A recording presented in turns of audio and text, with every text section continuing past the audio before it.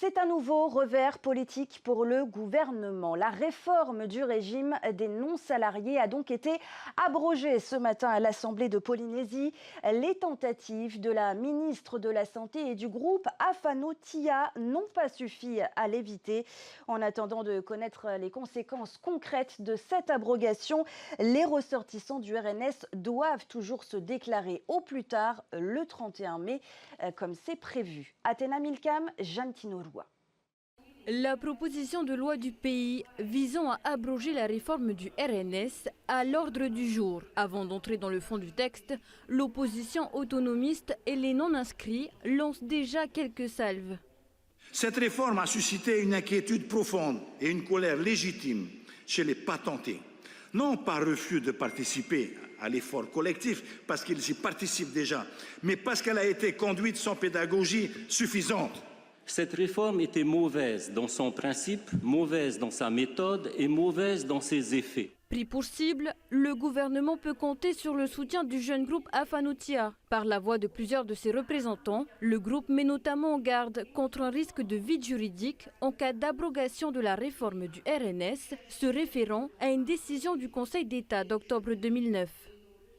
Derrière cette réforme, il y a des familles, des enfants, des rêves et une vision du pays, celle d'une société solidaire et juste, car cette réforme est juste. Le texte que nous allons voter abroge un texte antérieur, qui abrogeait également un texte antérieur, la délibération 94-171, qui venait définir le système de protection sociale et notamment des RNS.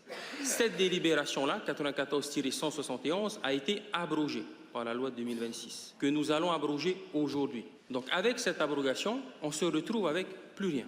Sur ce risque, la réponse vient du Tavini Huiratira, qui rappelle l'une des dispositions prévues par la proposition de loi d'abrogation. L'article LP3 rétablit le cadre antérieur. C'est indispensable. Sans cela, l'abrogation poursuit ouvrir un vide juridique. Avec cet article, le régime revient à un cadre connu que la CPS peut appliquer et que les ressortissants peuvent comprendre. Dernière tentative du côté du ministère de la Santé, le dépôt d'un amendement visant à suspendre le basculement des ressortissants du RSPF vers le RNS, ainsi que la double affiliation pour les salariés également patentés. Objectif affiché, donner davantage de temps au gouvernement pour revoir sa copie. Là encore, la tentative est rejetée par l'opposition. Pour consolider la proposition de loi de l'opposition, 2 amendements sont en revanche adoptés.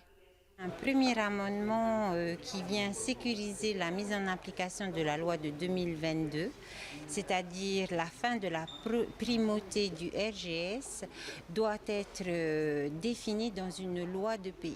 Le deuxième amendement, nous voulons former un groupe de travail pour proposer aussi au gouvernement des mesures pour mettre en œuvre la loi de 2022 et pour cela, nous avons besoin que la CPS nous transmette des données.